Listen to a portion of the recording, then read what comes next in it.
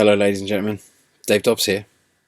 It's the 10th of April, 2025, and well, I've been on a bit of a journey just lately, and it's all going on. It's definitely happening in the world. Lots of people are seeing enormous changes, and I'm just wondering how many people out there that just thought Trump was going to be this mystical kind of like wonder are still, if they're still thinking the same.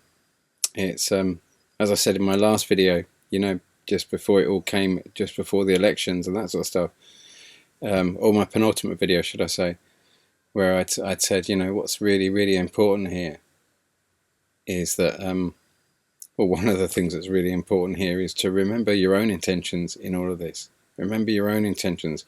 Whether you thought Trump was going to be the Messiah and the second coming or whatever.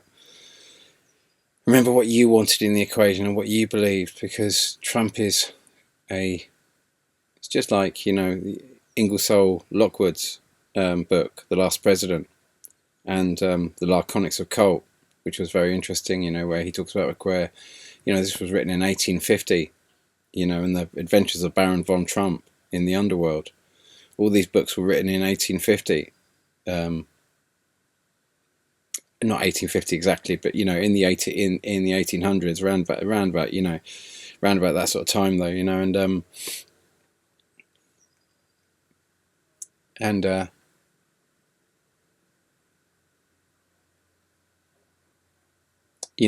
those books, as I've often discussed, but here we are at that kind of point in those books. The Laconics of Cult is how to create a cult, and looks at Christianity and how to manipulate someone with belief, and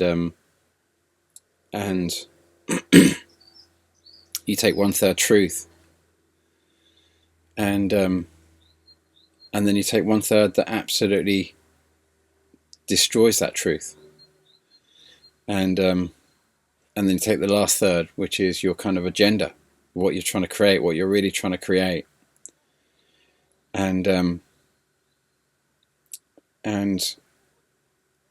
so these characters that kind of use these kind of Masonic principles to kind of like to bring about their kind of like their control, use truth. They literally steal our truths and use those as the leverage to push their lies and deceptions. And we've got to learn to evolve that, and to also track our own intentions, so we don't get weighted down and dragged down with the guilt that comes around as a result of what we believed would happen set against what's really happening, which often is completely the opposite, because because Trump is a master of double speech. He's a master of double speech. As I talked about, I think in my last videos, or certainly some of the comments when he was having the big showdown with Zelensky in the White House, and it was a very public thing, and it all looked like it was gonna some kind of deal was gonna be brought about, and then JD Vance comes in at the end and just trashes it all. And of course this was just a massive orchestration, but in it Trump revealed some key things about how he operates, because he'd said that the whole Ukraine thing would have never happened if he was president, and then he told Zelensky that he doesn't hold the cards, and but then he went on a rant about kind of Obama, about Obama and Biden, and turned around and said, after he said this would never have happened if I was president, and then when he was last president, he was talking about, almost in the same sentence, suddenly, how Obama wouldn't give Ukraine weapons, he would only give them sheets, and when he turned up, he was the first one who armed them. He was the first one who gave them, what did he call them? Obama gave them sheets. I gave them javelins when I was president. It's all double speak. Everything is double speak, over and over and over again. Whatever he says he's not doing is exactly what he's doing. This whole maneuver that's all about ultimately trying to force Europe into signing, all these countries that haven't signed free trade deals, like Canada signed a free trade deal with with America, the NAFTA agreement. And Trump's always saying the relationship has been bad for us. They've a free trade agreement is a parties, both parties entering into an agreement, which is ultimately what's behind these free trade agreements, is these member state dispute systems. And these systems are basically there that to basically to protect the intellectual property of any particular corporation operating. It means that whatever you can do in a member state, you can thus do in another member state of that agreement. And if you can't do it, then that corporation can take the country, not the other not the local area that they're wanting to do whatever they want to do within. They can take the government to court for the loss of earnings because of the restriction of their trade that they can do in their home where they're from, but they can't do in this member state. And these processes, these court processes, these closed room court processes that aren't open to the public, they cost billions and billions. Canada's had to pay hundreds of billions in the costs of these free trade agreement these member state dispute system court processes. They've been absolutely screwed over. It's unrestricted trade. America can get access to any market, even if they don't want to. Like the Canadian black sands and things like that. That you have to take everything off the top of the tar, everything, all the land, everything, dig it all out. But it's just savage kind of like practices, fracking, all the rest of it. It's all savage processes that local government can't stop anymore. Once they've signed a free trade agreement, you are sold down the line. You're utterly sold down the line, and so this all these tariffs is basically going to put all these tariffs on you, and then they've orchestrated all this, and of course they've made a massive amount of money because they can predict exactly which companies are most likely to massively tumble in share value, and they can leverage they can leverage their losses to the tune of, if you go onto eToro, and you do their little exam I didn't do the little exam when I joined eToro, and so I could get 50 times leverage on gold without doing their little exam, but I could only get 10 times leverage on normal stocks and digital currencies. As in, if you pass their little exam, you can get 50 times leverage. But of course, I didn't really want to take those type of risks anyway. You're only going to take those. You're only going to leverage your loss. So you're buying stock with the. I'm betting it's going to go down, not up. It's a short. And I don't understand. I'm not a trader, but this is massive market manipulation. This was massive profiteering, massive profiteering that's just happened. And of course the Chinese tariffs are obviously going to stay, but ironically we don't really know what happened in China, in terms of when Nixon met Deng Xiaoping, and whether a free trade deal was really truly signed in the same capacity to that which was signed with Canada. We don't really know the nature of it, and very often the parts of these trade agreements are kept very, very secret, and no one's allowed to see the contracts. And we know that this is true about the current free trade deals that America have been pushing out. And so they want a free trade deal with all of Europe. They want to tie this, and the only way that Europe will be able to access the type of technology that they want to bring to the table is if Europe enters these type of agreements, because it's the promise of technology in lieu of these big agreements. And it's like NATO. It's you join these big fighting agreements, and if one gets attacked, you all have to defend the other, and so forth. And in lieu of this, they're offered intellectual property. so they're always kind of being kept one step ahead of the game. But what happens now is all the level of technology is now become so awesome that that that well, ironically, I was born on the 7th of November 1968, and that was a real key date in the scheme of things, and I can see why I've kind of done my satirical political kind of like shenanigans in the past now so much more because of that date, because I think the election in 1968 would have probably been on the 6th of November if the front cover, because it was on the 7th of November that it read, that the front cover of the New York Times read something along the lines of "some computer systems can't be trusted," like the computer system that tabulated the election results, as in the election in 1968, and where Dick Gregory won by 9 million votes in the state of Pennsylvania. And then a load of people got together and made a decision that night that no way would the American people vote for a black comedian, and so the next day it was decided that it was a computer error, and that those votes were actually Richard Nixon's, and so they gave the votes to Richard Nixon, and Richard Nixon, under the guise that, as I said, the quote was that no way would the American people vote for a black comedian, and so I was born on that day, when that great... It was a crime. It was a crime. It was a crime.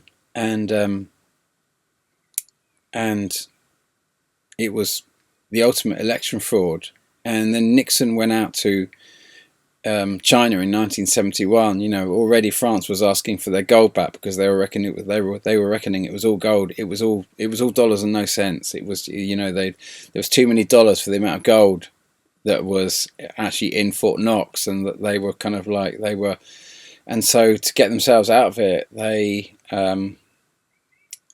turned the currency, and Britain did the same. We called it decimalisation in this currency in this country, but it was the same basic thing. It was turning our money from gold back, and in case of England, silver kind of back, kind of like currency, into a speculative fiat-based currency, which derives its value from the movement of money. And the more money you can move, the more money you can print and borrow and move around, and so it just becomes this game. And when they did this, China was just like, China would have been like, listen, what we're going to do is we're going to take the value off the table. So if you're going to take the value off the table, what's going to be on the table? What's the value on the table? If you're going to take the actual gold, you're playing Monopoly or something like that. You're not going to be able to buy your mate's house with the proceeds, because there's no value in the currency. It's Mickey Mouse currency, and if you're going to turn a currency into a Mickey Mouse currency overnight by going out and just kind of like playing around with it and using all these systems of the way we understand currency works now in terms of fiat-based fractional reserve banking, we've all become kind of like we've all kind of learnt a lot about this over the years. I remember when Zeitgeist first came out years ago. It's probably 15 years ago or something like that. It's been out for a long time. It was an inspiration for me when I wrote. It was a massive inspiration when I wrote Laughing Gas. I think, I can't remember if it came out before or after I wrote Laughing Gas. But the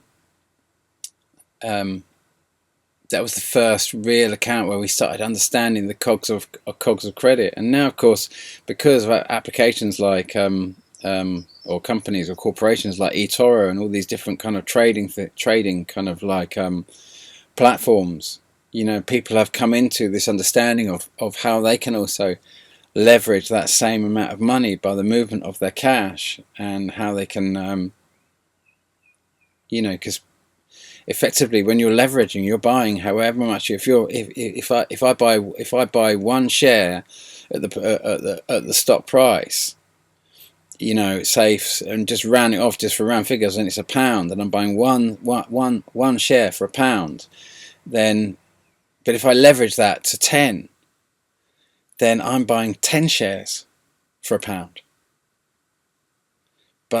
So I've bought 10 shares, I earn the profit of 10 shares. But if the value of that £10 worth of shares drops below my £1 threshold, I've either got to chuck more money in or I lose my money. Of course, if it goes up, you're happy. If you bet the right way and it's going the right way, you're doing really well. If you absolutely can guarantee it's going to go down or up, whichever way you're betting, and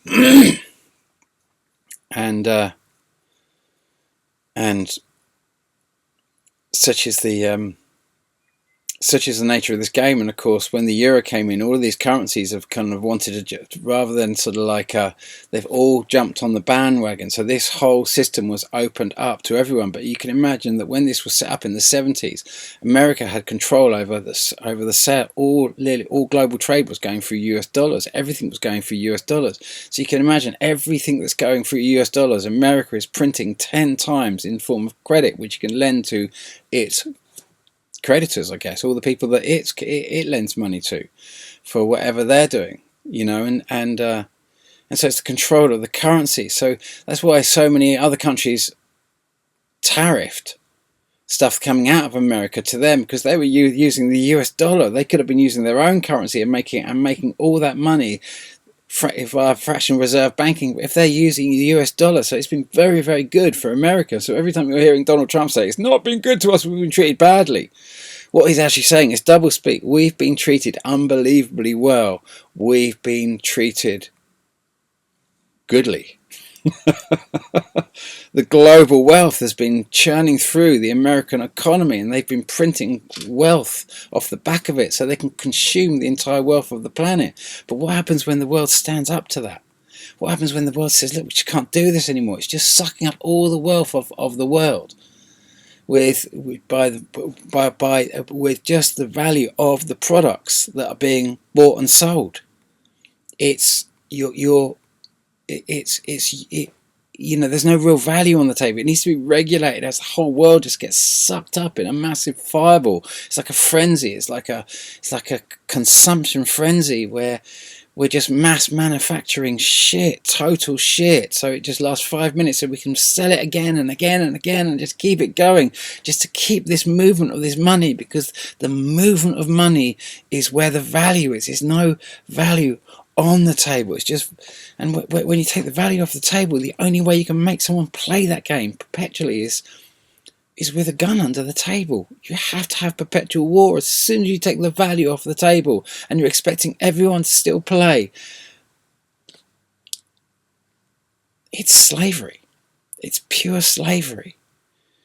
And eventually the rest of the world is going to stand up to it, or they're just going to watch the world die in front of them. And that's really what's happening. It's everything's being corrected.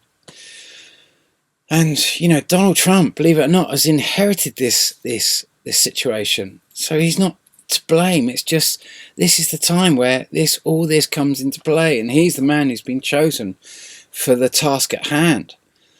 Because either America's got to fight for this, or you've got to get the whole world to fight for this, because the only way you can keep a fiat-based kind of currency going on a global level, if there's no value on the table, is with perpetual war. The only way to stop this whole thing getting out of hand, is to bring real value back to the currencies again, and have real stable currencies that are just not built on the back of war or perpetual aggression to make there's got to be value brought back to the table. So that's what I wanted to open with a little bit. But what I really wanted to talk about, I will get a bit astronomical, but because there's been lots and lots and lots going on astronomically, under the guise of what we're being told are certainly SpaceX rocket debris crash into Poland or whatever it is we're seeing characteristics of what I believe are flybys of these objects. And certainly the volcanoes, the earthquakes that have been going off, they've been pretty unprecedented. They've been pretty big, fantastic storms happening, massive flooding happening all around the globe, mega flooding, mega volcanoes, Killer Whale has been absolutely pumping out non-stop. Actually, only stopped recently, actually, which is quite interesting because, well, where we are now, and we're going to talk about all of that. We're going to talk about all of that. But before I get any further, I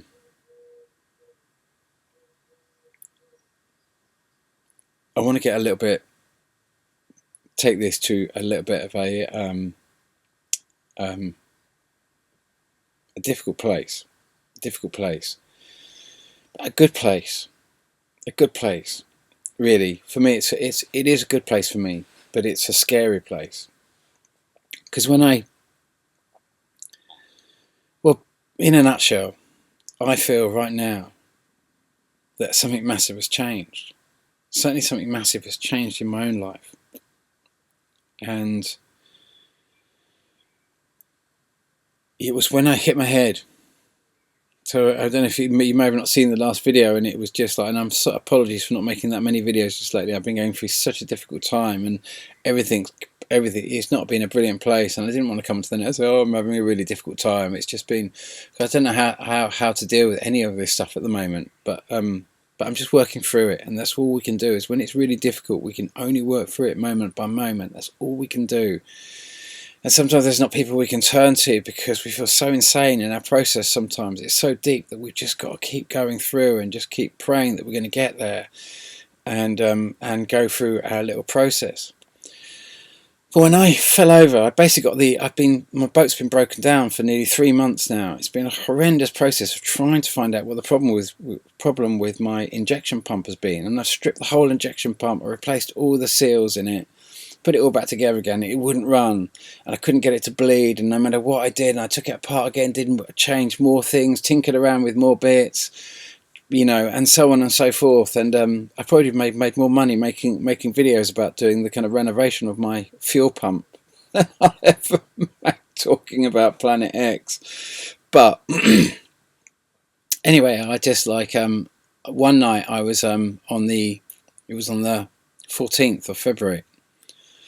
And I've been working on the engine. I was tired, and it was pitch black outside, and everything was wrapped up.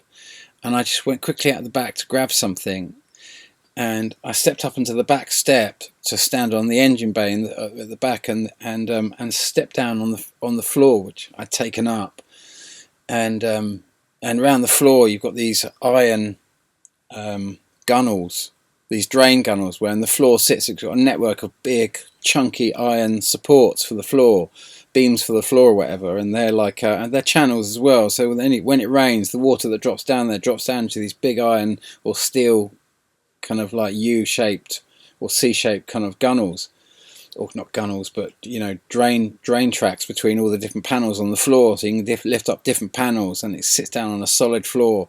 And of course the floor was up, and you've just got these bare metal channels, and I hadn't put the floor back down, and it was pitch black. And of course I stepped, and as I stepped, I let go of the kind of door pillar because I was stepping out. And if I hadn't have let go of the door pillar, I would have been okay. But I did let go of that. I just took a confident step, as I always do, and just went down. Of course, there was no floor there. My leg just went straight down.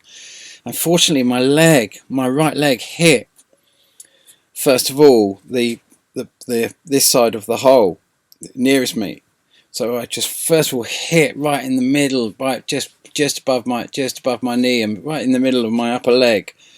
But oh my God, just the pain as I came down on that. And then, of course, I went to catch. There was nothing in my hand, missed the thing, and I came down and banged my head on this thing. And it's getting a lot better now. I've been working on it low because the scar was just absolutely huge. So it's gone down now. But of course, I banged my head on this metal channel that supports the floor. This beam that supports the floor. It was a big fall, and but because my leg had taken a bit of the blast, a bit of the blow, I'm convinced it could have been a whole lot worse. I could have totally killed myself, and maybe in a mad process, it was like, anyway, I had in that moment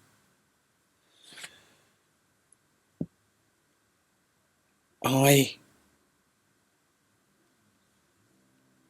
went through a mad process where I went into the trauma of the death process that I went through, where that made me write Laughing Gas,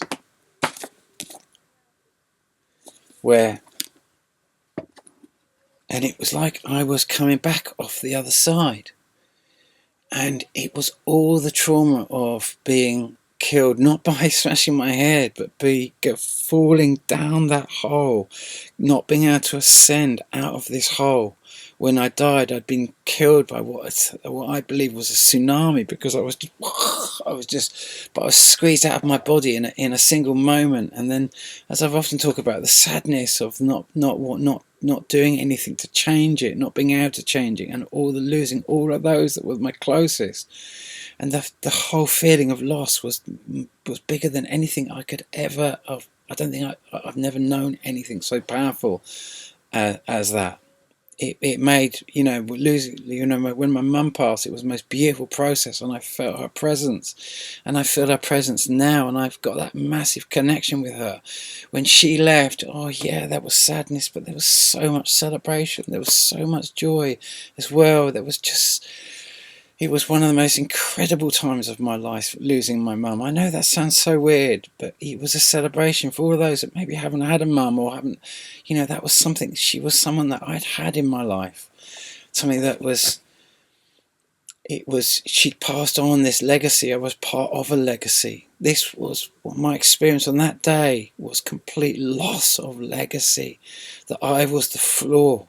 That I'd ended a whole history, a whole future, should I say, which from another perspective could be seen as a history, a whole other future history that was going to be wiped out because I'd fallen short of my part.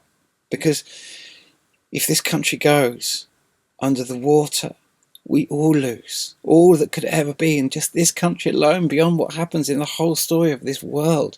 And I've been many times. I've come as China. I've reincarnated in China, in England. I know that in my little kind of like,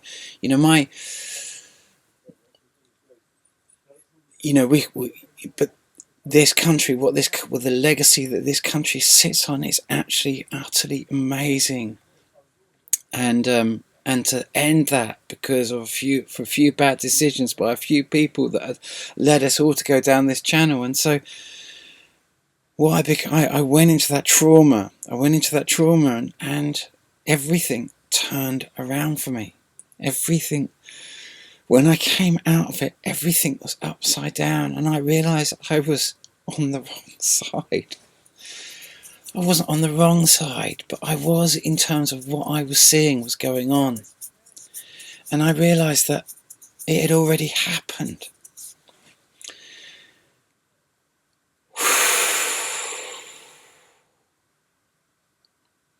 That we've done this before. That I've done this before. That's why I could write Laughing Gas. It's because it comes from the being that I became when I was in a mindless state, just to kind of qualify that in terms of where I was on that day. It wasn't like I was a complete waste or anything else like that. My own plight is that I'd come back to England. I'd kind of done, I was doing all the things I was doing. I was doing all my political activism and everything else like that. I was involved in lots of things, and I was studying a lot. So I was writing lots. I was doing lots, and I'd done an access course, and I was also kind of doing a degree in Chinese herbal medicine. And I wanted to stop. I couldn't handle the acupuncture, if I'm honest. I couldn't handle the acupuncture. And after I finished the anatomy, physiology, and pathology, I wanted to change the course and either go over to do I wanted to get all the transferable units so that I could transfer to another course at a later stage. But I also wanted to do this play. I'd been burning to write to get this play down that I'd wanted to do, that I put on in 2005 for the night of the election in 2005, about a guy who creates a machine that recycles all the waste and turns it into gold. And then he'd worked out that he could stick it back onto the election house and recycle all the wasted votes, and becomes the most powerful person in the country. You know, he's got the rubbish party, and then we did it. I performed it on the night of the election. So I did it all. I got it all together, and I made it all happen. And then I thought I was going to go off and refinish my degree, but just do Chinese herbal medicine. And I ended up with this notion of, I ended up taking a then I had my laughing gas experience, and that kind of, it was everything I was doing in my life. I was just feeling that I was reaching a kind of critical point. And was I going to go and do this? Was I going to go and do the herbal medicine? Was I going to go and do the I was at a kind of juncture again of where I was going to go exactly after I'd done the play. I was just at that point, and I was just kind of, I was in a field, and I was doing laughing gas in a field, and in a bit of a messy state, and in that moment, in that messy state, I arrived from the future, a version of myself that had died on the 14th of February.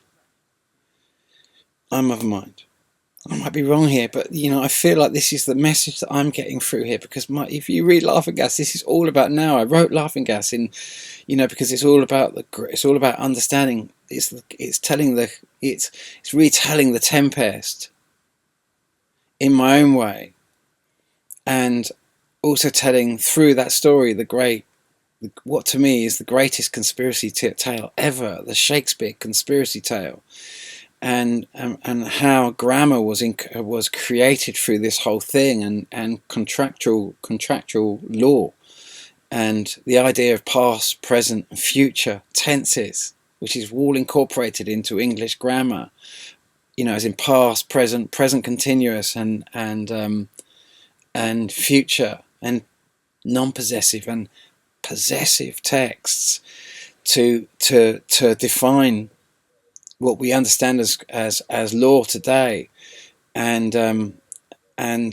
so it gave dimension to language. This is where the spell happened. And so when I wrote Laughing Gas, to capture what I was talking about and to tell this crazy story, I wrote it all in present tense.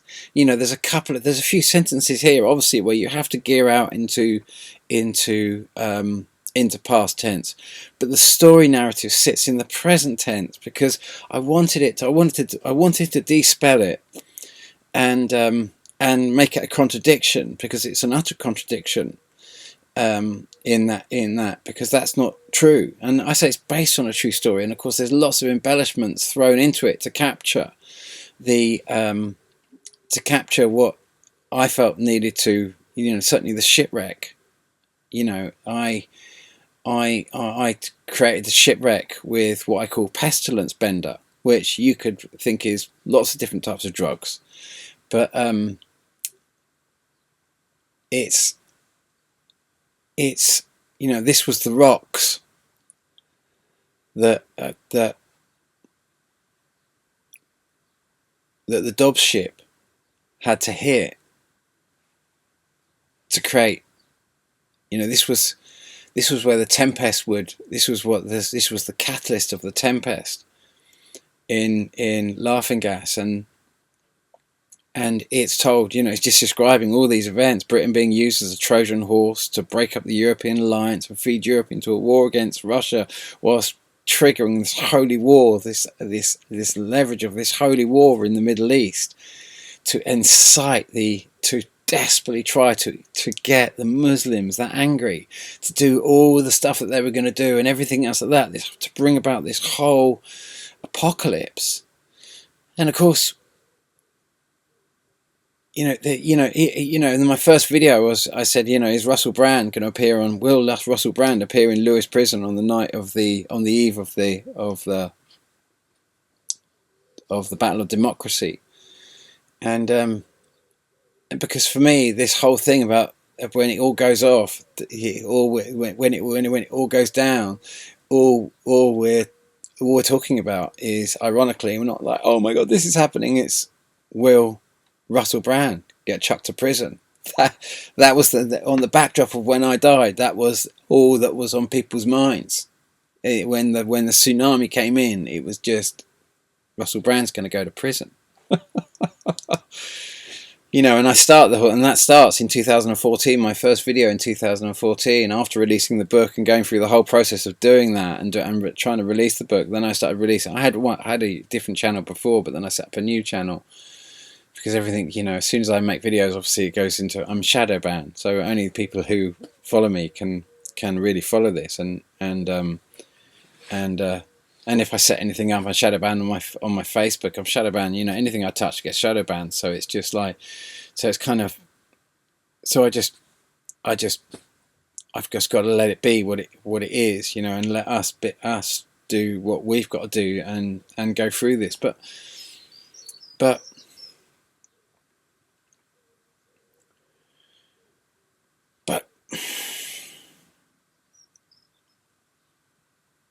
it was like this idea that I've been talking about, belief, as in the believers will be leaving.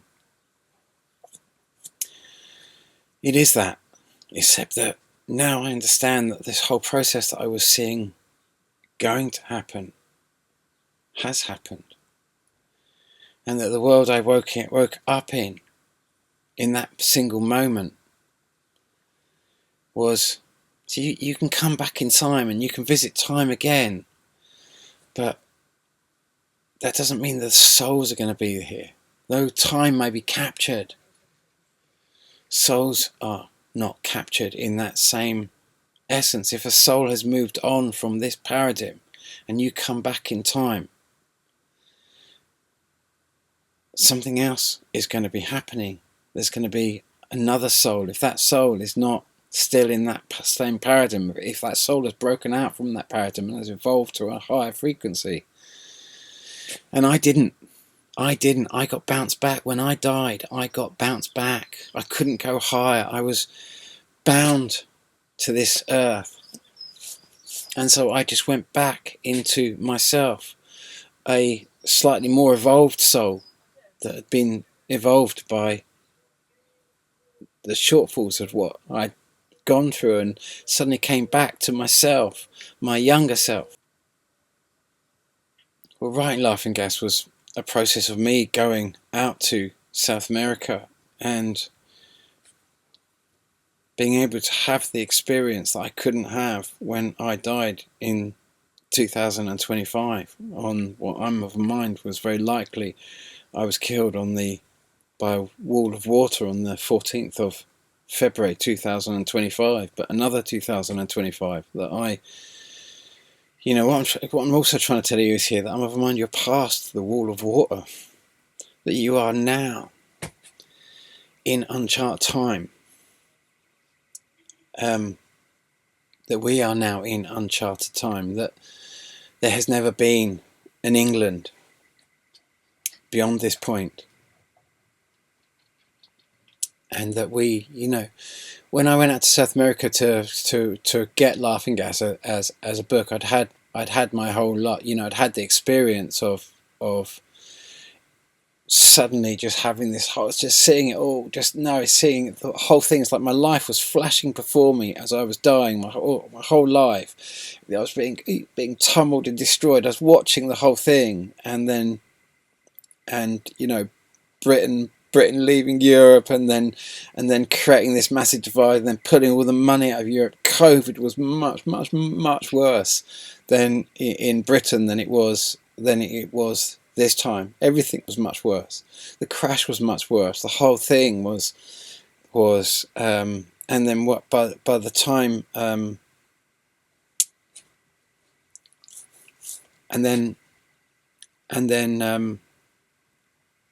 and then it fails us trying to feed Europe into a war against Russia, and before it can actually get off the ground, a massive tsunami just comes and puts us out of our misery to stop us. It's a higher selves orchestrating this to save the earth, so there's a template for the future. Because if we all decide where do we go if we allow the earth to be destroyed now? Where do we all go? What do we do? We can only go back to the days of bows and arrows in the past and start this whole thing again. If we, because there's no future, there's no possible future. Well, you just be a ghost and you just stay as a ghost. What world would want beings that destroy their world with the way we do? What beings would want that? What other beings in distant worlds would look at us and think, well, they're a nice bunch. So where'd you go? Once you've given yourself that type of black mark where you're just so ashamed of what you are and what you've just sat down and allowed to happen, and you haven't screamed out at the top of your voice, you haven't done everything in your power to say, listen, if you go down this road, there's no future. You cannot maintain these fear-based currencies anymore. You have to bring real value back to the table, or there's no future. There's no future beyond speculative-based currencies in a climate of high technology. You can't have it. It's got to have real value on the table again, and that's the mistake that we've all come back to rectify, because we haven't understood that this is very different what's happening now compared to... You see, the difference between now and then is that now, you, whoever you are, watching this video, is most likely, as I'm understanding it, maybe not. I don't know. I'm only just talking about my experience and what's been happening for me. And if you read Laugh at Gas now, like I say, it's going to bend your head, because you're going to be like, oh my God, this was written 15, 20 years ago. And it's just like, oh my God, it's describing exactly what's happening now in now text. When you're reading it now, you're like, oh my God. That's why I'm releasing it as an audiobook now. I'm just putting it up on Patreon. It's free to watch. I'm just, so because you can imagine it's controversial enough that YouTube would obviously just delete it, or because it's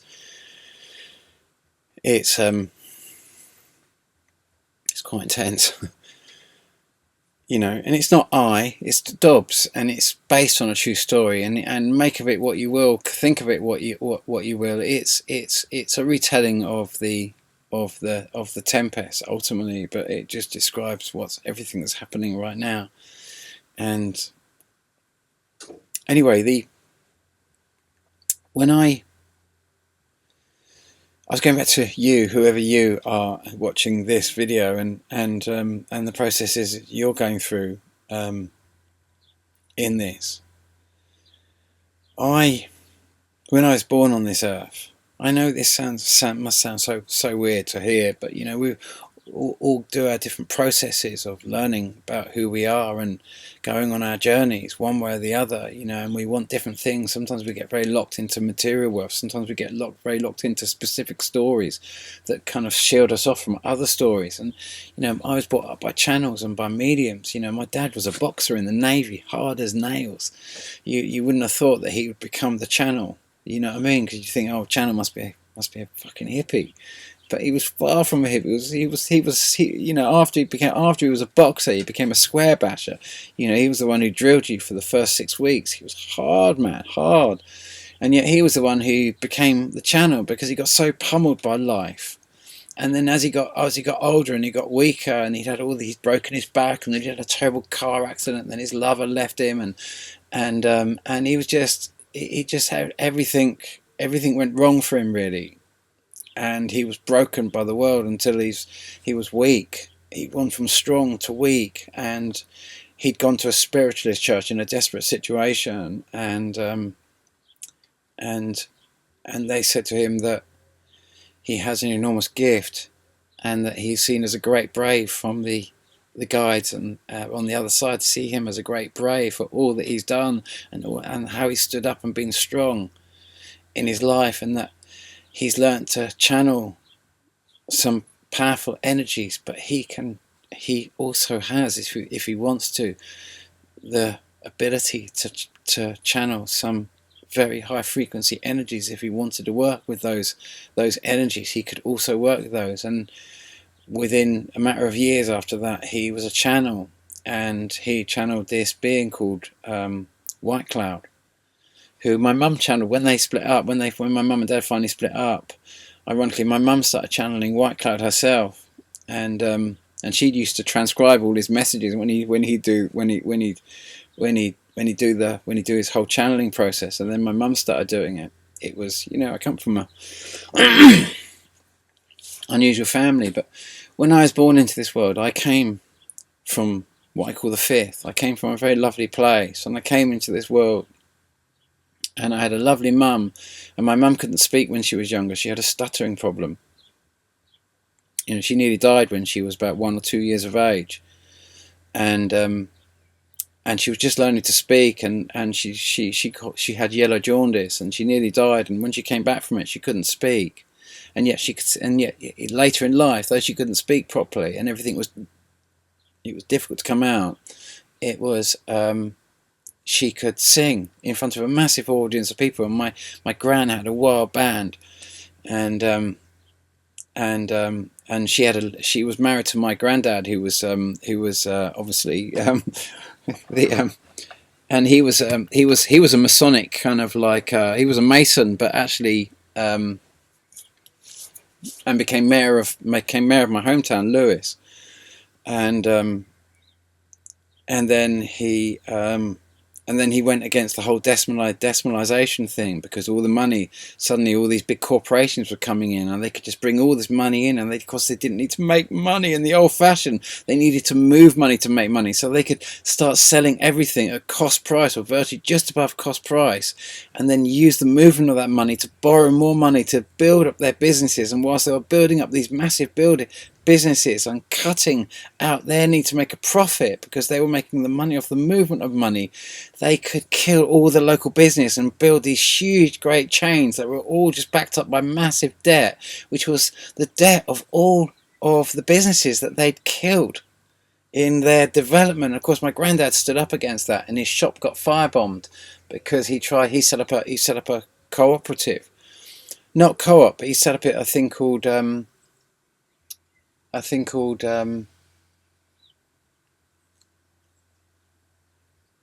VG stores, or VG. It was like a little plate and it had VG on it, and I don't know, my gran used to tell me it stood for very good, but I don't know really what it stood for.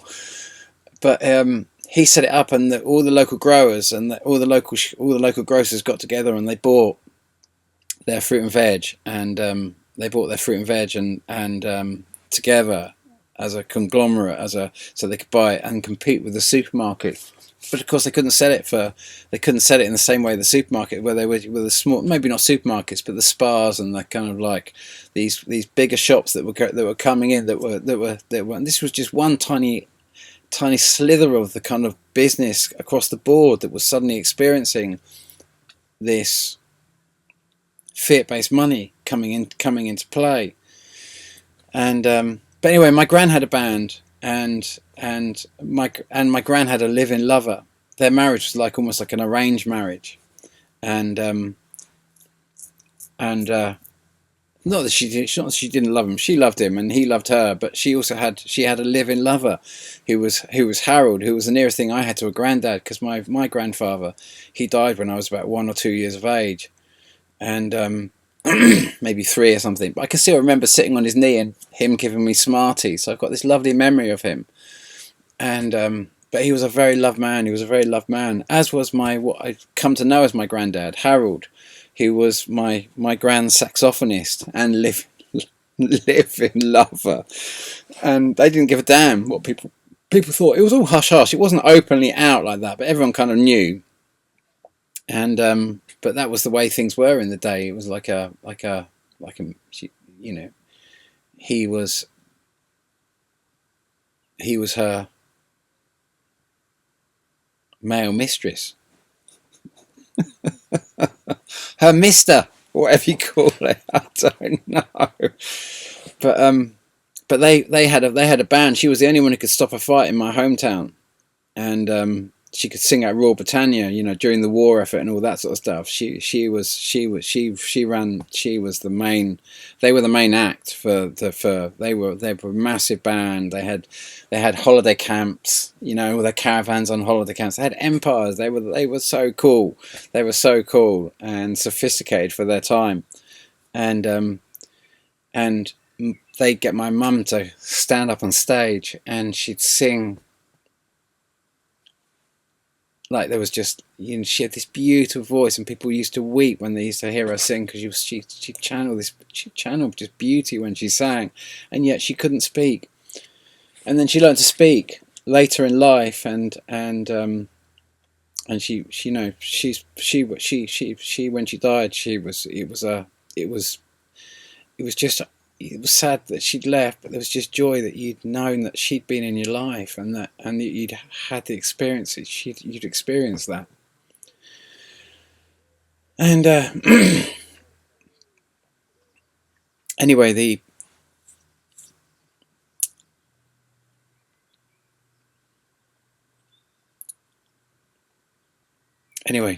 I come from a weird family, and so it's just like it's to be expected that down the road that I've gone, I've opened up lots and lots of doors. And my mum never took any ayahuasca, she never took any acid, never took anything like that. Oh my God, she opened all these magnificent doors just with dedication. And I can remember when before my father died, as in my stepfather, the boxer, before he died, you know, 7 years before he died, I never saw him. When I left home, I didn't like him, if I'm honest. I didn't really like him, and I left home. I never saw him again. And that's terrible. I know that's terrible.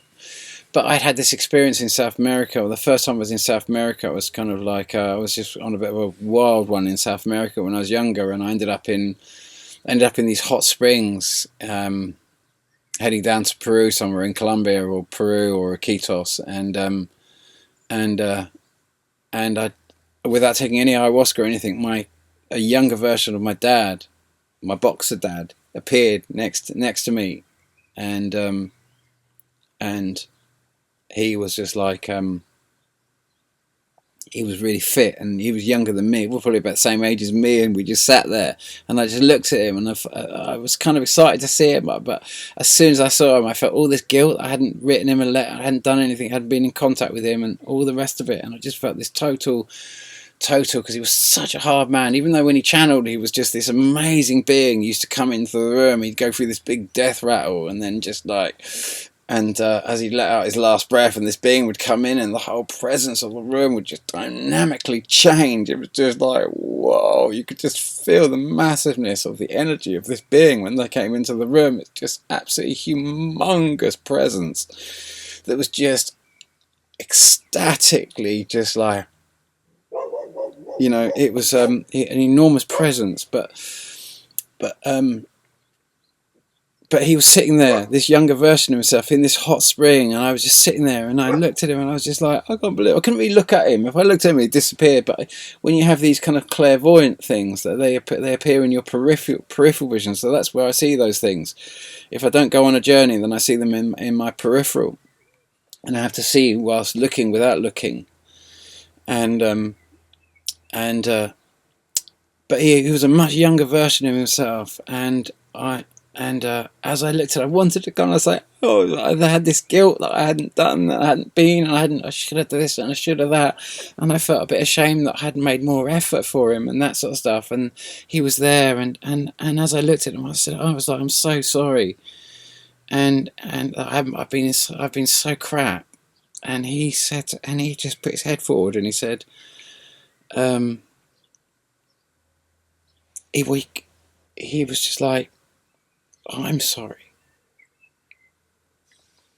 He said, oh, I'm sorry that I was so hard. And I was like, oh, you know, you are what you are, what you are. You are what you are. And he said, and he lifted up his hands and he said, son, this is my pain. This is the pain that I carry. We all carry so much pain. But it is eventually, you know, it's like, the pains that we carry are what sculpt who we are. This is what motivates us. Without pain and overcoming pain, we can come to these enormous resolutions. You know, sometimes it's painful to look at what pains our world. but we won't find the solutions unless we look at the problems and we look at what's really the dynamics. If we just bury our head and say there's nothing we can do, can't touch it, can't do it, and it becomes this massive thing that we just cower from, then we can't deal with it. We can't move through it. We can't evolve through it. Sometimes we have to do very little bits at a time, scratch away at these massive, massive challenges that face us. But I looked at him, I was just like, oh God, I'm so sorry. And he just held his hands up, and I put my hands under his pain. And as I did, I could feel the weight of it. And I just sat there with him, and we just carried his pain. But we just carried his pain, and it was the most beautiful journey. And then when I came out of there, I remember I wrote him this long letter, and I said to him, listen, Dad, I know I'm really crap with keeping in contact, but I just want you to know that you are my dad. You really are my dad. You know, I'm lucky enough to have two dads in this world. I said, but you are my dad. You know, you brought me up, you put food in my belly, you did so much for me, and I've been really crap. I've been on a wild adventure, I've been on here and there, and I've just been thinking of it myself, really, and I've been very selfish, and I haven't really said thank you for what you did.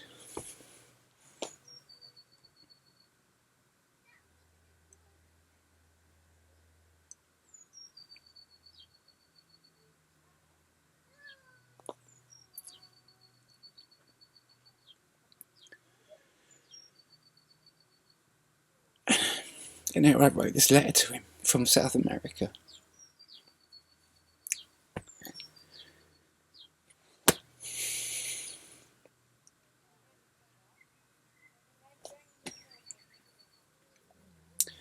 And it meant the world to him. It meant the world to him. It meant the world to him.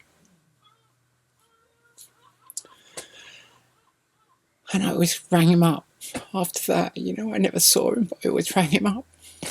You know, and just kept in contact with him. I'm so sorry I'm touching that a little bit, but whenever I channel these days, he's often there when I do healing or hands-on. He was a healer. He became this incredible healer, so he often puts his hands in when I do healing, and he's there, and he does his very humble presence. But he's in great honour that I'm honouring him. So sorry about that.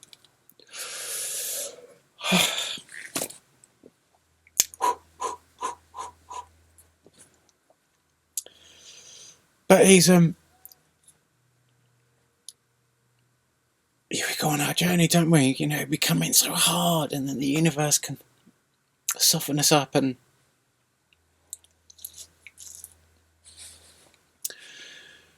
anyway, when I came into this world, I was an old man where I came from, and I came from the fifth. And you know, my journey, ironically, into the fifth is from another perspective, on another place, is all momentary. Believe it or not, that I could be standing in a completely different place, having a moment out and experiencing this whole timeline, this whole life, and all that I've done on the fifth, and my work in the fifth, is just a single moment of meditation in another realm, far from this galaxy. And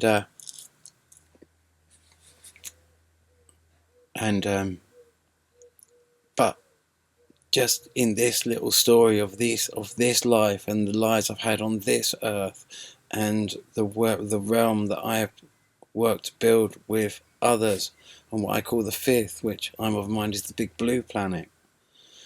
I arrived from there. I was very old, and I was finally leaving that body to come back to Earth and to start over and to take on a whole new being and to begin this whole new process. And so I came here from great love, as many come here. Some come from here, from the Earth astral realms, and some come from higher astral realms, some come from other galaxies. You know, Earth is a big story. Earth is a big story. Earth is mega story. It's fantastical beyond your wildest dreams.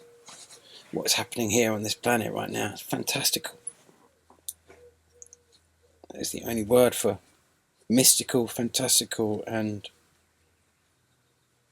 on your current mindset, utterly unbelievable, because we don't always comprehend what belief really is, and the governance it really performs of where you can go with your own mind and the freedoms you have and don't have as a result of beliefs. But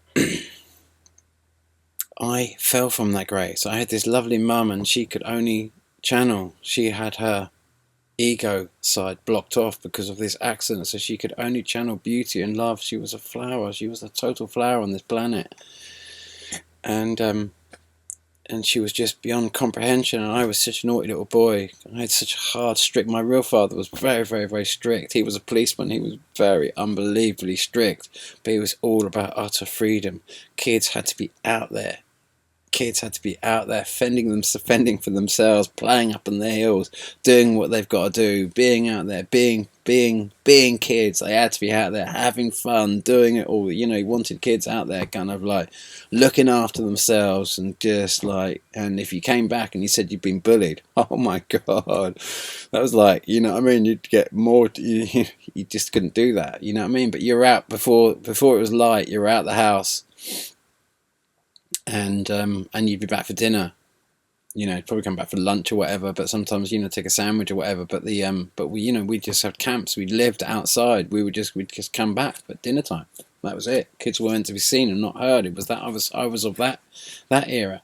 We didn't even eat with our parents. We ate on a table in another room, and my mum and dad ate. You know what I mean? If we made a noise, it would be a drama.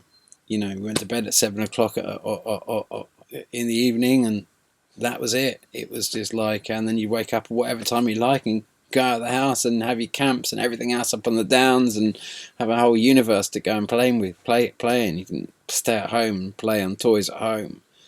That would be a recipe for disaster. You'd be around a very, very strict man who would just like who'd make your life hell. You'd just be out.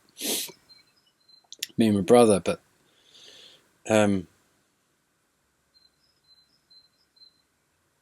anyway, I fell from that grace when I was a kid. When I was about 14 years of age, I killed a robin redbreast that was singing to me, and I shot it.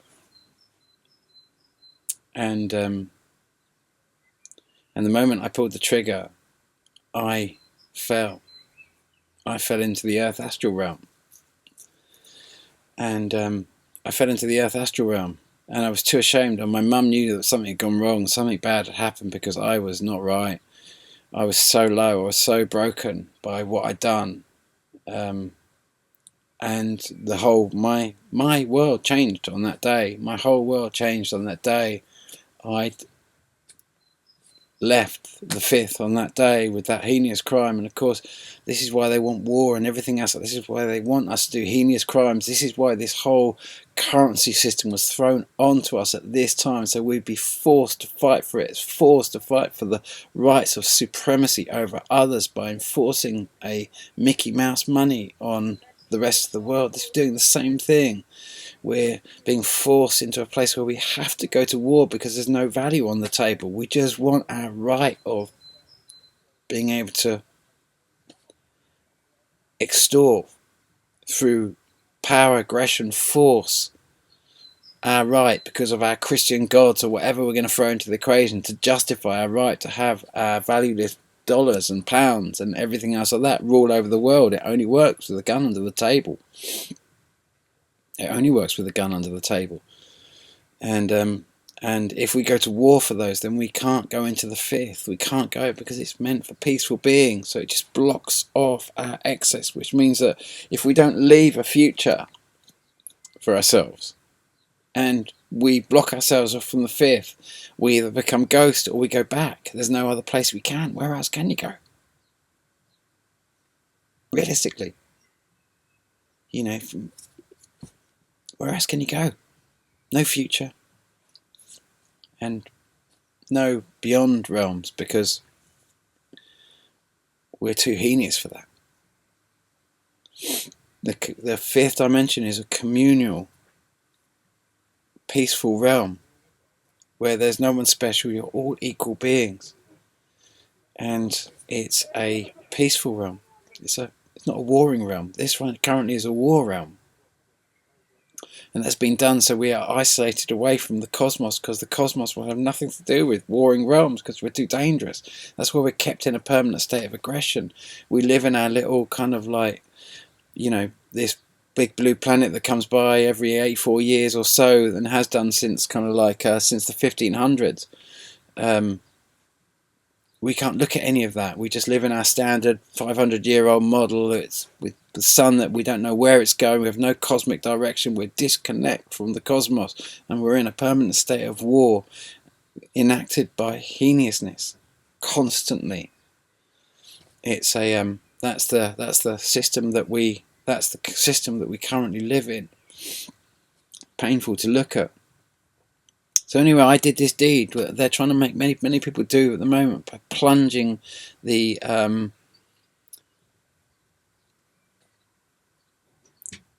vibration down and forcing us out of the fifth, so we can't transcend, so we can't go higher. And I went through that process, and I had to go till 1992 before I found a way out of that, where everything was going wrong. There'd been a big bust in Hong Kong. I was living in Hong Kong at the time, and everything had gone a bit crazy. 30 police were busting the front door down through this massive operation. The whole thing was just going a little bit crazy, and then I had to take a really close dear friend of mine to a she was losing it with all the kind of stress of everything else like that, and just the whole thing was just a massive ordeal. And I can remember afterwards, just I'd got nothing at the time. Everything was just, my whole life was just a series of just disasters, really. Everything I turned my hand to was just, everything went bad for me. And I went to the top of this mountain and I cried on the top of this mountain, and I said, am I a bad man? Am I a bad man? Am I a bad man? Is there a reason why God is not in my life? Well, is it, is there anything I can do? I said, can you help me? And I called out for God's help, and I asked if I could be a writer. I said I'd always wanted to write, and I'd always written, even though I'd kind of left school without any qualifications. I'd left school at 15 or whatever, and I just, I'd never really turn up to school. I'd just bunk off the whole time. So I was always in trouble. I'd broken into this school and vandalised it as well. So I'd got this terrible reputation of this kid that was just, I was a naughty boy. I was in all the bottom sets, not because I was dim, it's because I was just such a naughty boy. And you couldn't talk to me. I was just shut away. I just wasn't there, really. I used to just put letters in front of letters when I used to write, and just act dumb. And I would never try and spell words. And when they just talk at me and that, I would just go utterly silent. And you couldn't, I was just unreachable. And it caused me more problems than anything. It caused me so many problems like that, because then eventually they put me into a really backward school. And I can remember all the kids trying to come in and trying to pee in the same toilet that I was peeing. And when they were all trying to pee in the same toilet I was peeing, I was just like, oh my God, I've really fucked up. They think I'm total unreachable. Like, it was, and then I went into this, this teacher pulled me to a side, and she took me aside, and she said, spell friend, and I wouldn't spell it right. And then she said, if you don't spell friend correctly, I'm going to put you over my knee and spank you. So I spelt it wrong, and she put me over her knee and spanked me, and suddenly and then she said spell friend, and I spelled friend correctly. But so it was kind of like this. I was a stubborn little kid. I had a naughty little gremlin going on there, and that gremlin really got. And of course, I had to go through that experience because I had to learn about the different realms that exist, or that we're existing within. Because, you know, if you're the channel, if you ever want to bring nuggets from the higher place, what's the point in making all that effort to go to a high place if you're going to bring them down into this realm and then let your ego completely destroy them and pummel them and pull them apart, and you're left with nothing, and you're just a division of just a massive argument between two different entities, between two different souls, effectively. And so you really have to choose a side. If you're going to be a channel, you have to choose a side. You have to choose which side you're going to work on. You know, it's a vibrational thing. You've got to be all in. You can't just be in. You've got to be all in. As I said to, you know, one of my first big message to the gods, I said, when do you step in? And the message I got, at the moment, I have both feet in. But if you don't want me, I'll take both feet out. You know, and we need to be all in the processes that we're doing. We can't be half in. It just will never happen. It just will never happen. Anyway, so it was in 1992 that I'd kind of like I prayed and properly prayed to the gods in a real desperate state and a real cry out to say, I want God in my life. I want to be a better human being than what I was. And I can just remember coming down from the mountain after that, and I was completely different. And the next day I got a job as a writer. Next day I literally got a job as a writer for this magazine. I met this guy on a ferry, and his name was Glenn, and he was talking to this girl called Sarah, and he was just saying, well, I desperately need a writer. And that was the last bit I heard, and I said, I can write. And then he said, can you? And I said, yeah. And he said, what have you written? And then I started thinking about all that I'd written, and I hadn't really written that much. And I had written loads and loads and loads, but nothing that I could say was published or anything else like that. It was all just kind of like odd little bits, but I had, you know, I'd written loads, but I'd never, like I said, I'd never published anything, and so yeah, I started saying this sort of stuff, and he was just like, look, before you go and destroy everything, why don't you just come tomorrow morning at 9 o'clock to my office? I'm going to give you a job if you can do it. And I like it, that's great, and I'll give you another job, and we'll just go job by job, and just work through it, just see whether or not it might be anything up your street you can handle. Let's let the work talk for itself. And I was like, okay. I was just like, yeah, and that's what I did, and the first story he gave me was a story about hotel information systems, which had just done the computer system for all the telling machines and linked all the whole, you know, Disneyland or whatever together. I think it was in maybe Disneyland in Europe or something like that. But they'd got this whole new computer system that brought the whole park together, the whole the whole thing together, and managed it, the hotels, everything, all via kind of one single kind of big computer system that did the whole thing. And they called themselves Hotel Information Systems, which was abbreviated to HIS. So it was just like, in the beginning, his responsibilities, but now he controls now his abilities for, I can't remember the exact story, but as soon as I wrote it, he was like, that's great, he'll give you another one, and suddenly I was just there, and before you know it, I was sub-editor of the magazine, and then I was within a matter of months, I had my own advertising agency in Hong Kong, and I was writing all these stories, and I kept this massive portfolio of work, which I thought was going to work, which was going to get me loads of work. And then later I started looking at it, and I started realizing, though the words weren't so spelt wrongly, my conjugation, my use of my grammar was just absolutely appalling. There were just so many subtle errors.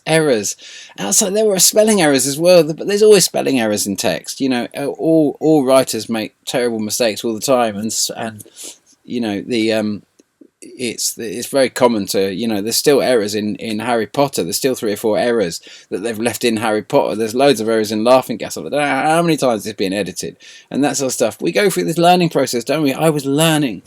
You know, I was learning then, and so I couldn't really use it. But then I didn't really want. I wanted to write for anarchist magazines. By the time I had the opportunity to realize what sort of writing I wanted to do, it wasn't going to be for corporations and for, it was going to be going on my own journey, writing books, writing anarchist kind of like writing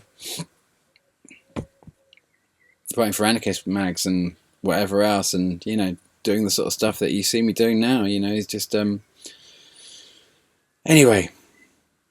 That day on 2008, when I'd gone out to South America to try and understand what had happened to me in Laughing Gas for my second trip to South America. I'd gone out and I'd drunk ayahuasca, and I was asked if I wanted the opportunity to see where it all feeds into, and I was told that if I went through that door, I'd have to go through a death experience.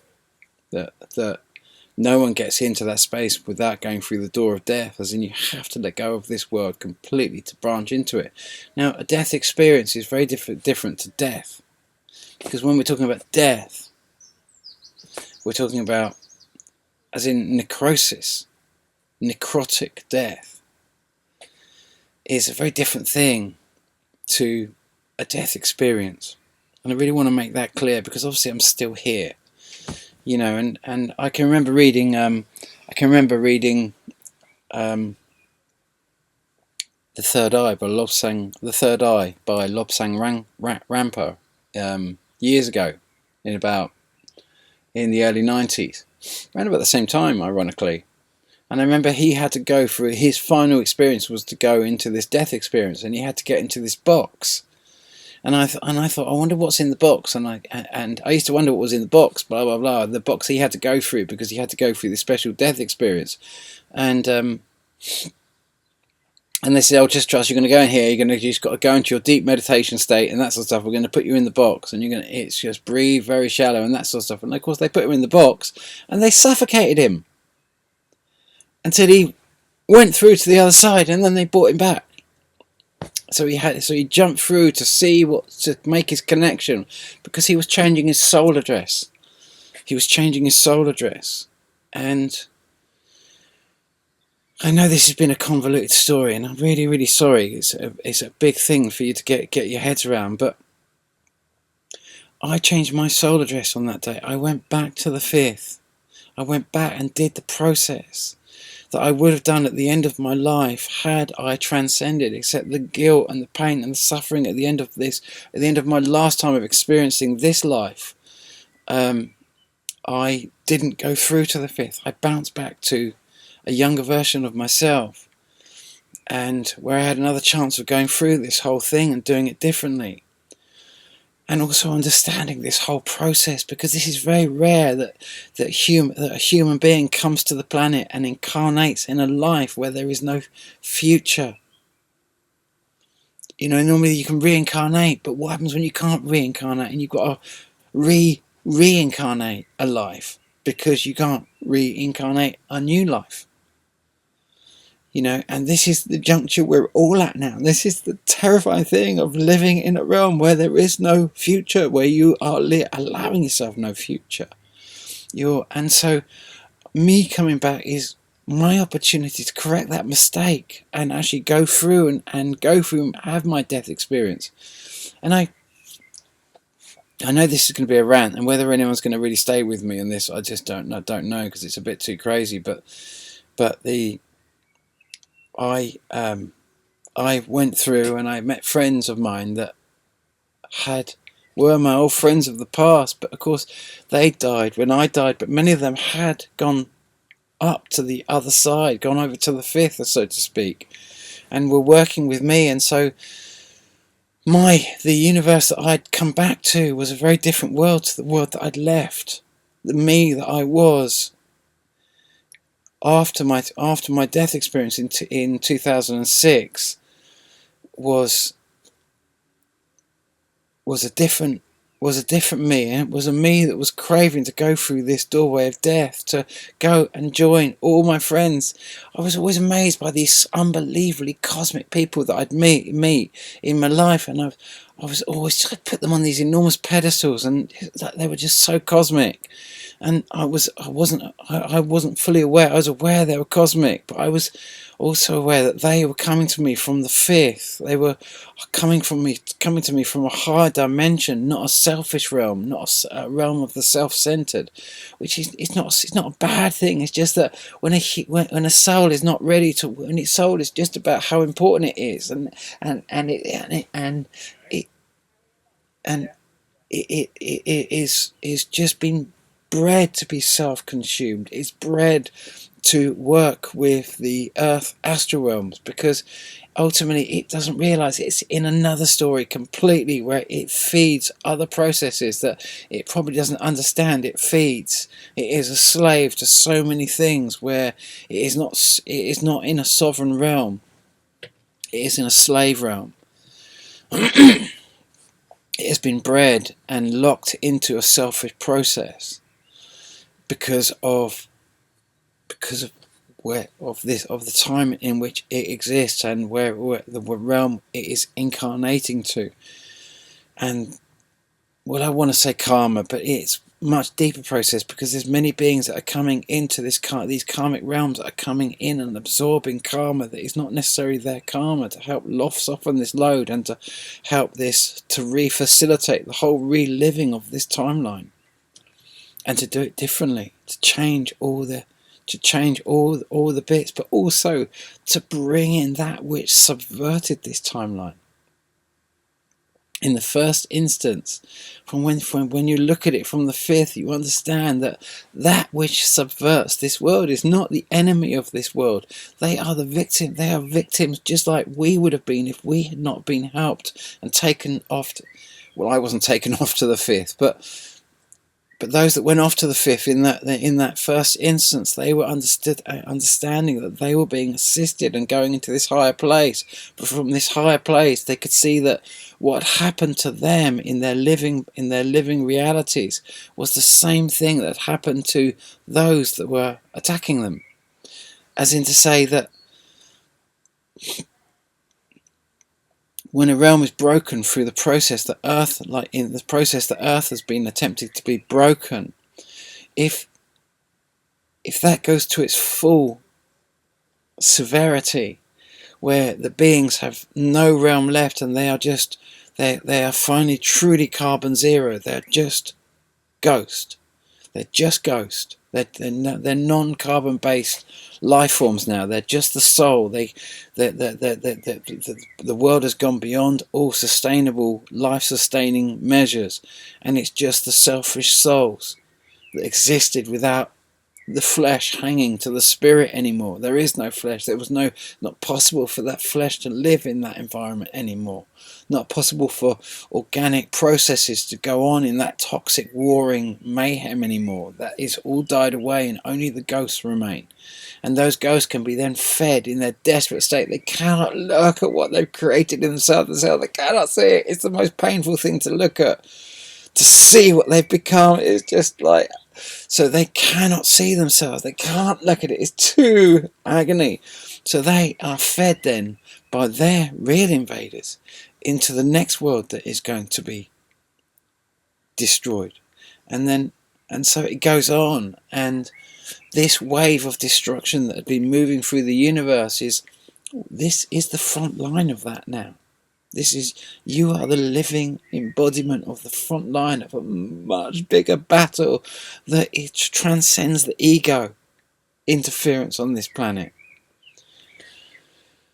It's a much, much, much, much bigger story that's happening right now. And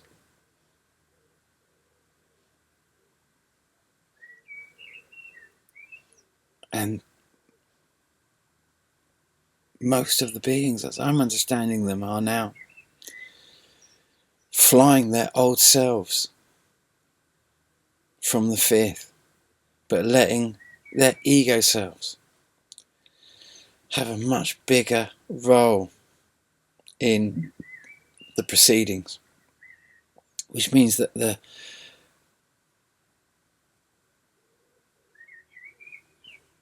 story is very different. The story is the story that we're living out now, and it's much more managed than it seems.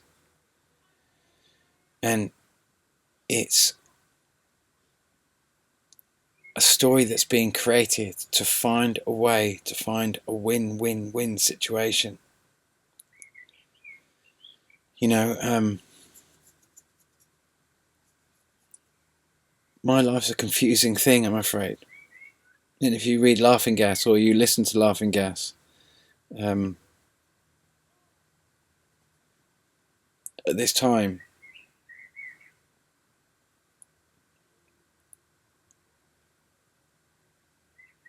you know, this is the time where some of us are going to start coming back. Now, to this uncharted time. Charted time is like mud. That's what White Cloud used to say. It's like mud entering into a reality that is dense, because it's very difficult to manifest change in time that's already happened. That's why I've done the same. My message with this whole planet has just been going against the grain, and I've had to do it. It's like my humanity had to do it, because I had to do this on a human level. It's like my humanity has had to do this more than my soul. So my humanity has had to run with this journey for my soul.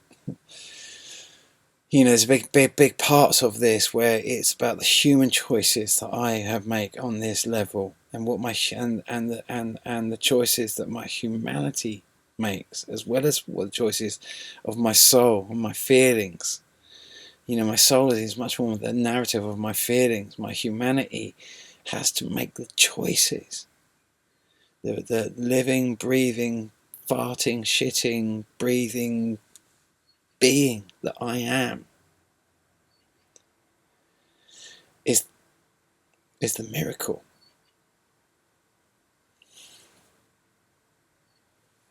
In this as well, the choices that I choose to make, the journey that I go on. You know, and the loneliness I have to experience sometimes, and the kind of like the you know the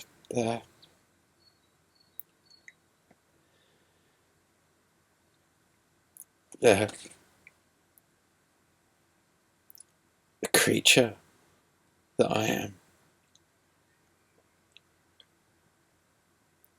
in this,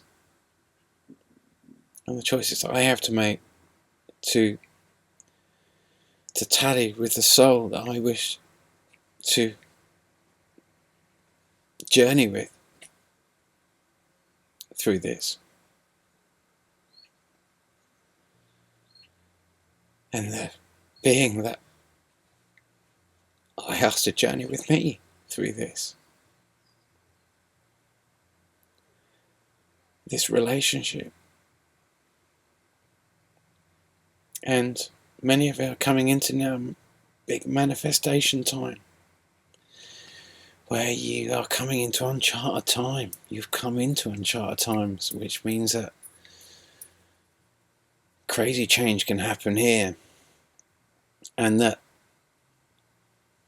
the old controllers of the old times, of when we last did this, that plunged this world into the desperate state, which many broke into the fifth, but many didn't. And so this hopefully is going to be this big time where those that didn't are now being given the opportunity to correct those mistakes. And I feel like I'm one of those beings. I'm not a messiah. I was actually a very naughty boy. You know, and I bounced back. And most of you, believe it or not, are the ones coming in from the fifth, from the higher place. It wasn't that I was special. It was the other way round.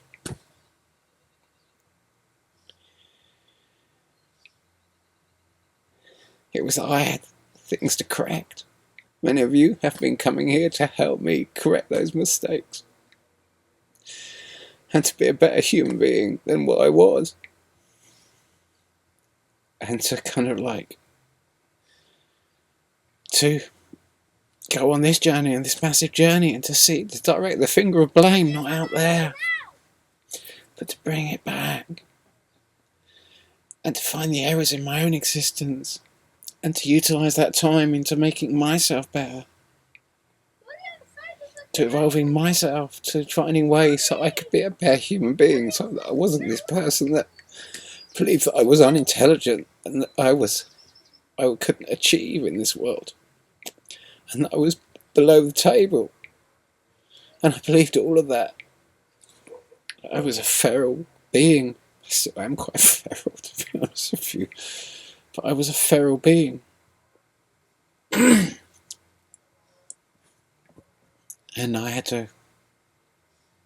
and I've been quite feral just lately, if I'm honest with you. I've gone through quite a journey just lately. Having everything turned upside down after this, I've gone through a bit of a journey. And to come into this new time, and it's funny, I say to so many friends who've done all this work and they get so frustrated and all the rest of it, and I always say to them, if you could see yourself from where I see you, you'd sit back and relax, because you've done it. You are the most incredible being, and you've done the most incredible work, and have become the most incredible thing. And yet sometimes they struggle so much, and I try to tell them how wonderful they've become and what wonder. And I forget sometimes in myself the journey that I've been through, though it's insane to most people out there. I'm sure it must be difficult to hear, that live in their little stories, but to some of you out there that know the journey that I've been from and what I've had to kind of learn to do, and what you're having to learn to do, and what you're going to have to achieve if you're going to save your world, and the challenges you're going to have to rise to now. But the difference now is that you're operating from the fifth. You're coming in from the fifth. Most of you are coming in from the fifth now. I've had to arrive on the fifth. I've had to take the long route round. I've had to go around the houses. And anyway, we've seen a lot of stuff going on just lately, and I've got a whole load of videos I was gonna post here, but ironically, I think I'm not gonna really bother because I think it's been pretty self-explanatory, most of the stuff. Maybe I'll save it all for another for another video. But I'll just, it's all been going on. You've seen the earthquakes, you've seen the volcanoes, you've seen the floods, you've seen it all happening. Kilauea constantly going off for quite a few months. Like something's been right next to us, parallel to us, and it opened with, like the first of the two Elon Musk SpaceX rocket crashes. There was all this debris came through, but I thought one of the shots they showed you of the debris was the pair, and we knew the pair were coming in. We saw them.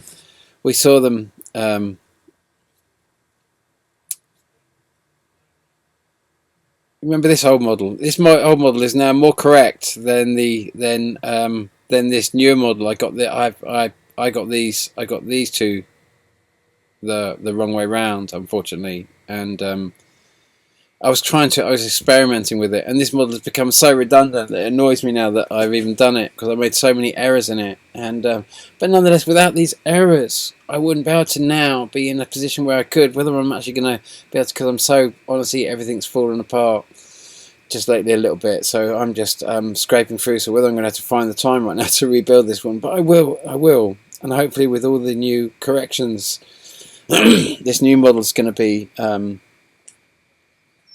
This new model is gonna, but needless to say, I better stick with this model and start from. Well, let's go back to 2000. Let's go back to the 27th of February 2010, when we had the big 8.8 earthquake in Chile, and just look at the where. If we go back a little bit further, just so I can see how we've got, because there's so many lines moving here, it's so complicated. That's why I tried to simplify it a lot more with this model, but actually thinking I'd made errors, and made even more errors than than this model. But it helps me triangulate so much more. But this model is actually, ironically, so we're just going to see if I can find, not Hydra, not this one here. We're looking at the pair. They're going to come back into view. There they are, Kerberos and Charon. Excuse my fans going whilst I run this model, and then once I stop using this, the fans will stop, and the noise won't be so polluted by the sound of the fans. But just while I just go through this, please bear with me. 2009. We've just got to come back here. I think I've got so much data in here, but so we've got the two just coming in here, and then they're going to come around. They're going to cause this. They're going to come. There's Earth. Just Earth is coming around on this track here. These two are coming up for the 2010, and then we're going to go. What was it, on the 27th of February 2010, and then we're going to come around again. Now what's happened is these two objects we've done a full rotation, but they're moving slightly slower in one. The time it takes to do one complete rotation is actually 11 months, no, 13 months to do one complete rotation. So that means that by the time we get to where we were the previous year, there are actually, because it takes 1 month longer to do a full rotation round. We take a year, 12 months. These take 13 months to do a full rotation, which means by the time we come back to the same place, where we were the previous year in 2010, they still haven't done a full rotation. That's going to take 13 months to do a full rotation. So these, when we come back to the same place each year, these two move 1 calendar month further back. But you'll notice that when we keep going forward, after Fukushima, after they cause Fukushima, we're going to keep going forward. You notice that these are shooting ahead, even though they do one rotation, one complete rotation in 13 months. So they're travelling technically slower than us. Sorry, I can't say they're travelling slower. They're taking longer to do a complete rotation. Their circumference is so much bigger from what they're orbiting that actually, when they actually come past us, they fly by us at quite some speed. So they're travelling faster than us. So when we get to kind of April, May, they've gone. But it means that when we subsequently start going forward another year, and they come round again, or we've gone 2 years forward there, but actually 2 years is better, because now we're starting to sync up at a later stage, and then we come back another year, and we're syncing up much closer over there. Do you see what I mean? So we've gone 3-4 years ahead of our syncing time, and then we're syncing up later. But we're appearing as Earth is moving around around this period. These are now going into our night sky. They're becoming the two distant stars. Instead of, say, if we go forward to when I'd said that they'd fly by in 2016, I think it was 2016, 28th of March 2000, and did I put them in this model? Maybe they're in this. This was an even more detailed model at a later stage, but there became so much information into it, it was just difficult to run the model. But if I go back to 2016, you might see it in that model. There's just lots more in this with March. Maybe I've probably got it better in this model, but you know, sometimes you see what was it, when we had the last flyby of that, which was in 2023. Those two, they're the same twins coming in. But if you go back to March 2016, wow, Becky Lewis caught them on the 28th of March 2016, and I'd made the video the day before and a few days before, and I said look out on March the 28th, because you might see the object. And of course, she'd caught the one on my last predicted flyby. She was like, "Oh my god!" It was, and then I said, "Look out on it." And she went out on that day, and she put the camera up exactly when I said, "Look for it." And she was like, "Oh my god, there they are!" But there was two of them, and then we start seeing more and more evidence of the pair, and we've had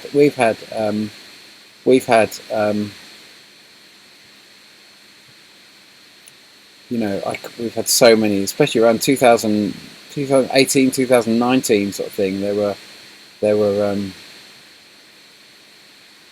when would it have been coming in? It would have been kind of January, December 2000. That could have been the pair. That was around about the same sort of time.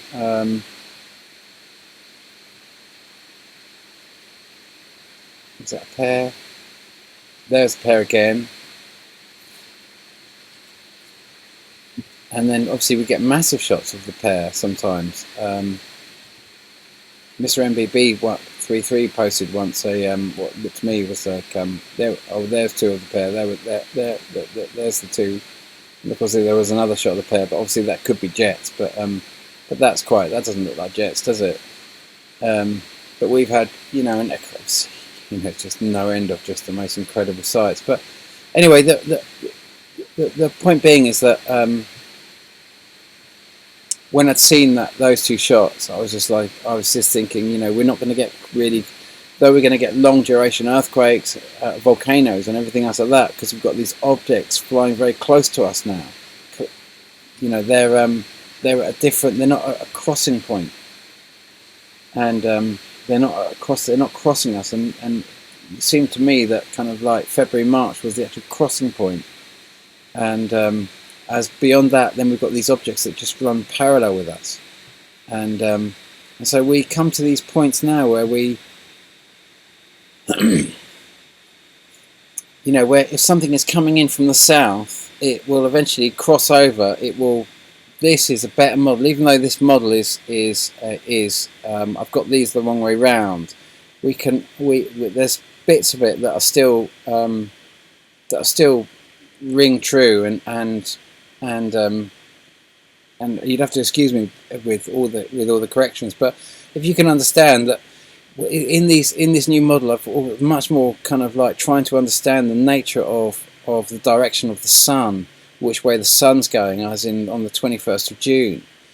And when we understand that, we can understand much more ideas about perihelion, the movement of something coming round our sun and reaching the closest point to our sun as it comes around the front edge of our sun, and then has to go back, because if the sun's moving, say, this direction, even though it's locked into an orbit where it's going round a bigger thing, so the sun is locked into an orbit around a big thing. This Herculobus is locked in to an orbit around something big, whether you want to call that planet X or whatever. But so we could see the sun coming right round here and suddenly be going this direction, but it doesn't mean that the sun isn't ultimately constantly going forward in its fundamental direction, even though it's in an orbital relationship with other things. It doesn't mean it's not flying constantly forward also, and that's what we've got to keep in mind, is the overall direction of our sun, not just where it's going and its rotation around what it orbits, but its angle of intention.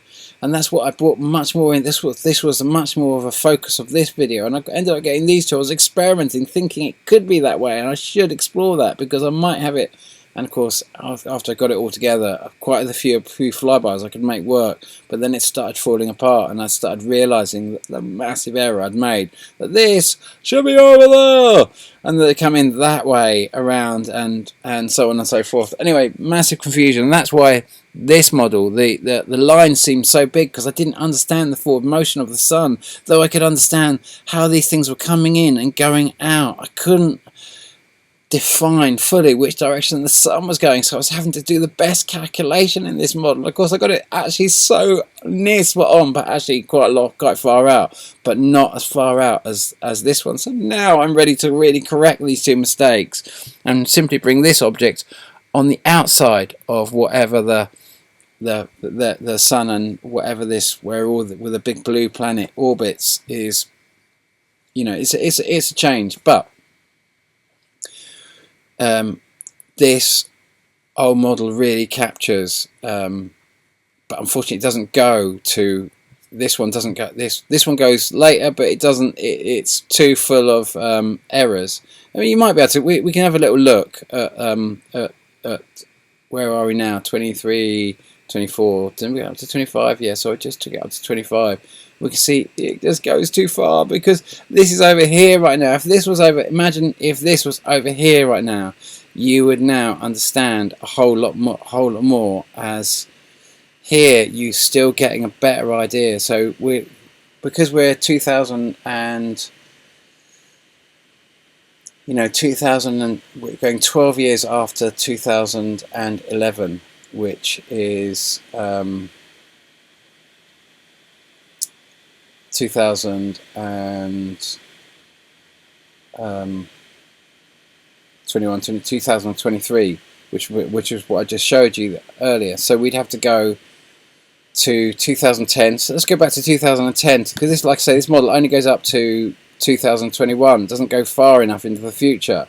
So we'd have to go back to its last cycle, which is 2010, 2011, and then we're starting to see, and this is not in proportion, but we're getting an idea of how many years we have to go forward before we get to the before we start getting the flybys. It's kind of 3 or 4 years before we start getting flybys and here we have to go back to this model to get this kind of point of crossing. If something comes in from this system under, then it's going to get to April, May, and then it's going to become over, because we've got to understand this is the frontal point.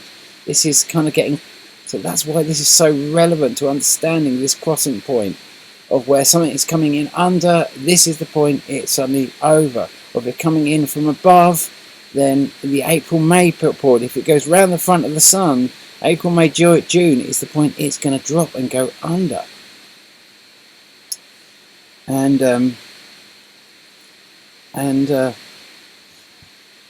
this April-May point is though it's not a crossing point, as in it is a kind of crossing point in terms of crossing the ecliptic planes, but doesn't cross the track of Earth. And if something went across this point here, that'd be crossing the kind of like the track of Earth sort of thing. That's not what this is about. This is not going to get near us, but we are near debris. We are very close to debris. So we've just got past the kind of wall of water, and we're in a different timeline right now to what I experienced that enabled me to write Laughing Gas. And hopefully if you go on this journey of reading Laughing Gas, it might help you to take you on a bit of a story of what you've already been through, what you've already done, and the things that you might want to do differently now, decisions that you might want to take now that maybe you didn't take before, choices that you might want to make now that you have the opportunity to make now that you couldn't make before, and also to be in uncharted time. And many of you are in that now. You're in uncharted time now, and so you can set about a whole new set of intentions now. But we're in new time, but we're kind of out of the frying pan and into the fire a little bit. You don't know what's ahead. I don't know what's ahead, but I can definitely tell you that we are coming into a it's a shame it's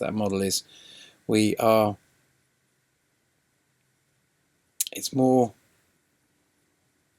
11, 12, 13, it's more kind of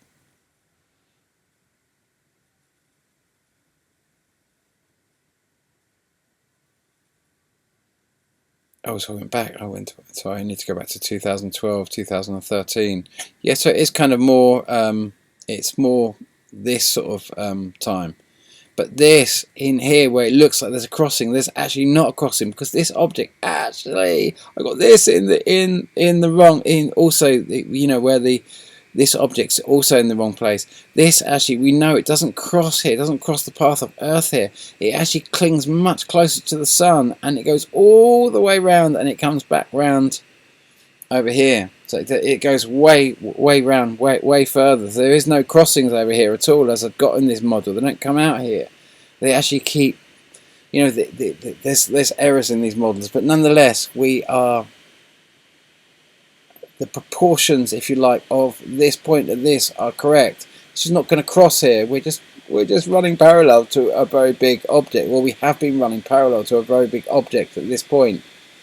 And these two are also the wrong way around. It's the other way. This one's supposed to be further back. This one's supposed to be further forward. So it's this one that was much further back that is affecting us at a much later stage in Earth's cycle than it was.